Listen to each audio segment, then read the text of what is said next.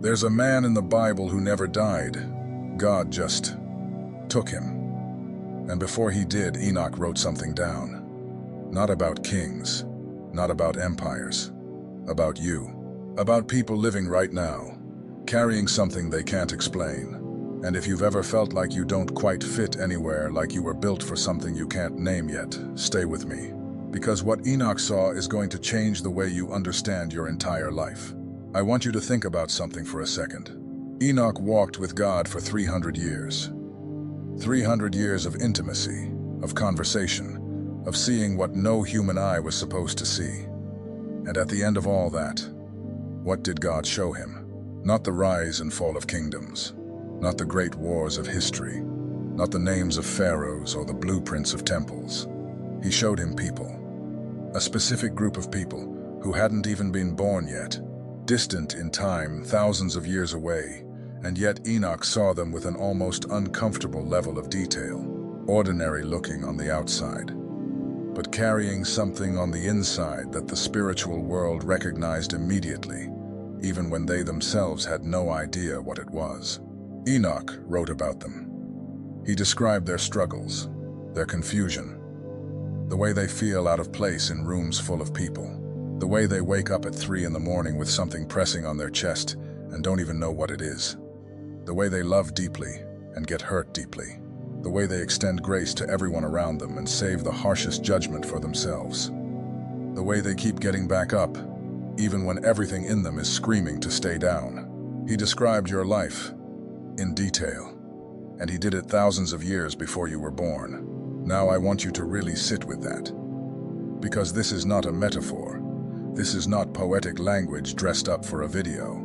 This is a man who stood outside of time and saw forward, and what he saw when he looked forward was you.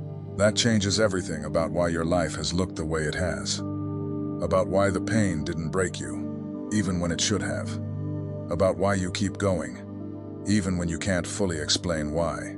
Enoch saw a people who would carry light without fully understanding it, who would feel the weight of things others couldn't feel, who would walk through crowds and still feel completely alone, not because something was wrong with them, but because they were tuned to a frequency most people around them simply could not hear.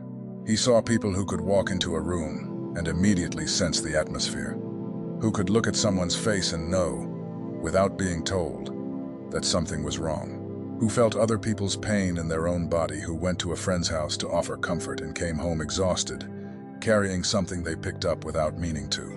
And here's what gets me every time: Enoch didn't describe these people in moments of glory. He didn't see them arriving on stages with spotlights. He saw them in the private moments, the hard ones.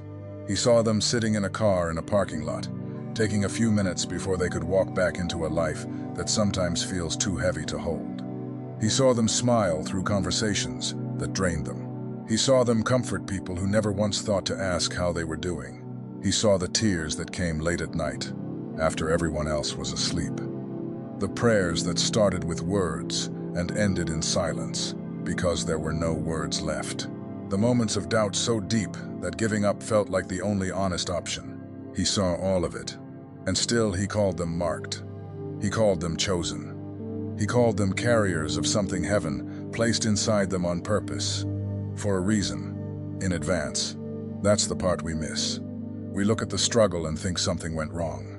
We look at the isolation and assume we're being punished. We look at the pain and conclude we must have failed somewhere. But Enoch saw those exact same things, and he saw a people God could trust with fire. Because that's what it is. What you carry isn't weakness, it's fire. And fire doesn't feel comfortable. Fire doesn't let you sit still. Fire burns not to destroy, but to refine. To keep you from getting too comfortable in places you were never meant to stay. Think about every season in your life that felt like it didn't fit. Every room you walked into smiling while something inside quietly ached. Every time you succeeded at something and still felt empty because the success was real, but it wasn't the thing. It wasn't what you were built for. Enoch saw all of it, and he saw it not as a series of failures, but as a series of arrows, all of them pointing in the same direction, toward a calling that was placed in you before you ever arrived. Now, who are these people exactly? Because I think a lot of people hear the word chosen and picture someone extraordinary, someone who always knew their purpose from childhood, who never doubted themselves, who moved through life with quiet confidence. But that's not what Enoch saw. He saw people who spent years, sometimes decades, trying to figure out why they felt so different. People who spent their whole childhood trying to squeeze themselves into a mold that was never built for them. Who tried the normal route, the steady job, the comfortable routine, the acceptable ambitions, and felt something slowly dying inside them the whole time. They're not necessarily the loudest people in the room. They're the ones who listen more than they speak, who notice when someone else is hurting before anyone else does, who carry other people's pain home at the end of the day without even meaning to, who find themselves praying for people they barely know, moved by situations that have nothing to do with their own life. They're deeply sensitive. But sensitive is not the same as fragile.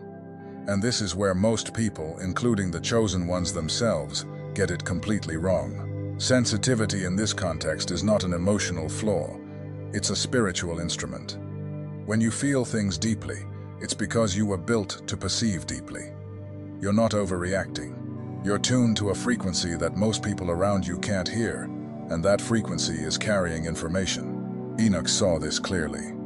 He wrote that these marked ones would be misread by the people closest to them, called dramatic, called too much, called too intense, and most of them spent years apologizing for who they are, turning the volume down on something God never asked them to quiet, shrinking themselves to fit into spaces that were never built to hold them. But here's what Enoch also recorded. The discomfort they cause in others is not an accident, it's a function. The marked ones carry something that disturbs what should be disturbed. They make rooms honest that would prefer to stay comfortable and shallow. They don't do this on purpose, they don't even realize they're doing it. It just happens. Because what they carry has a life of its own. Here's where it gets real though. Enoch also saw the warfare. And this is the part that has the power to reframe years of your life. Not physical warfare. He saw internal warfare. The kind fought in silence. The kind that leaves no visible wounds but costs everything. The kind you can't post about because there are no words for it.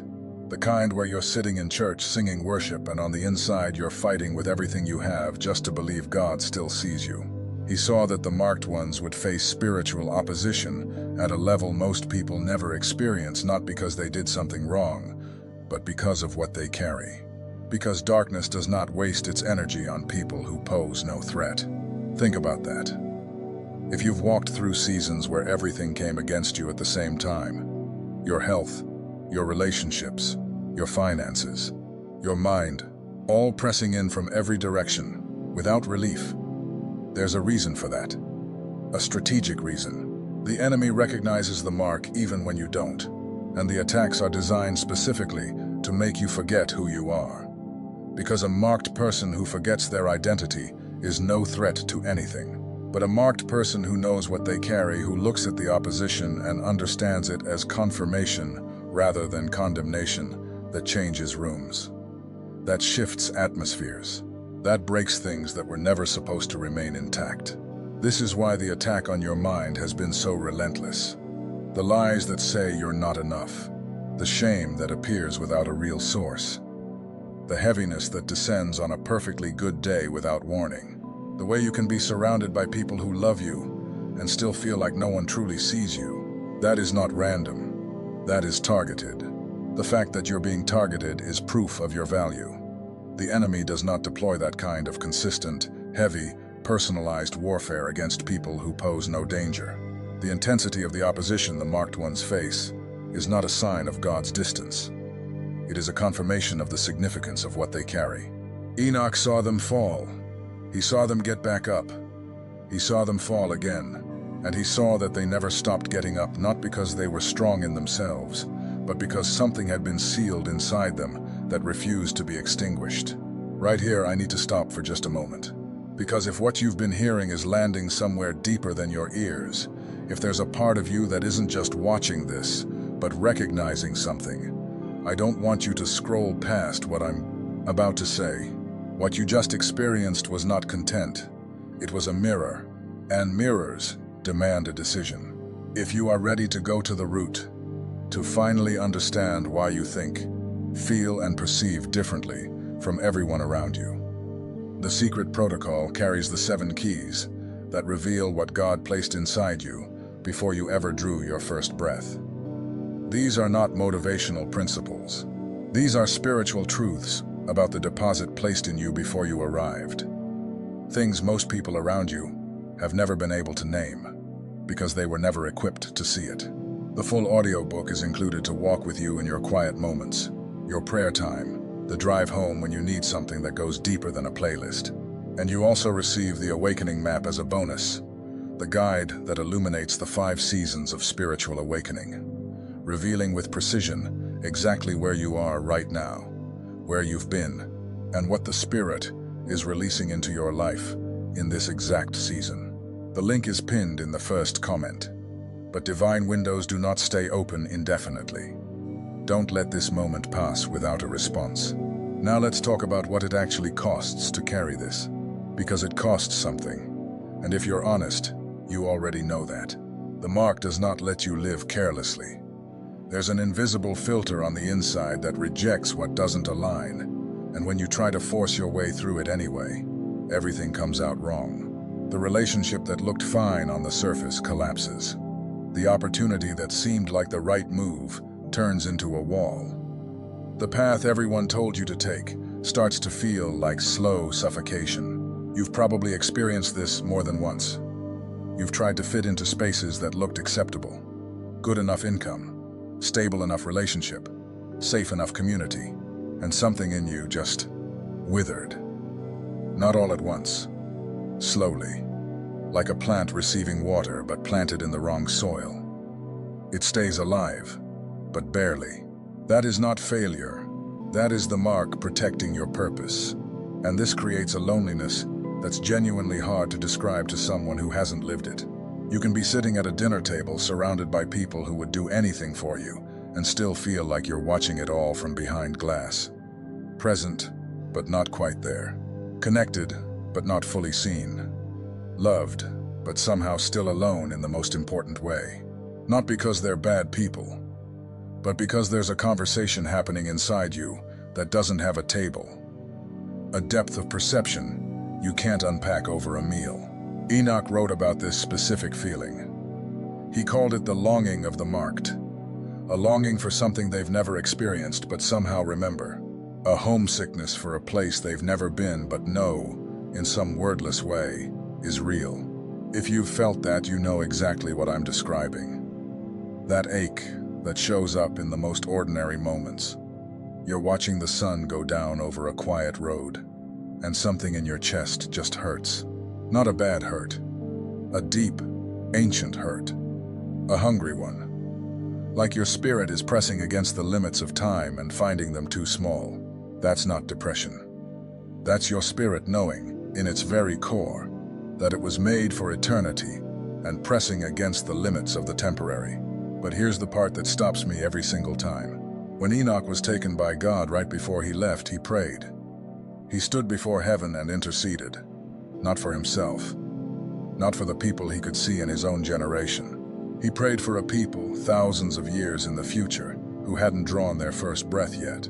He prayed for you. He saw the weight you would carry. And he asked God not to let you forget who you are. He saw the days when you would want to disappear, when giving up would feel like the most honest option, and he cried out for mercy, for covering, for an invisible hand that would hold you on the days when you had no strength left to hold yourself. He didn't ask for your life to be easy. He'd seen the vision. He knew it wouldn't be. He prayed that on your hardest days you would receive signs, small ones. A verse that appeared in the exact moment you needed it. A stranger who said something in passing that landed like it was written for you. A door that closed just in time, protecting you from something you couldn't see coming. Have you noticed those moments? The ones that couldn't quite be explained as coincidence, no matter how hard you tried. That is Enoch's prayer crossing time. That is an ancient voice reaching your present moment.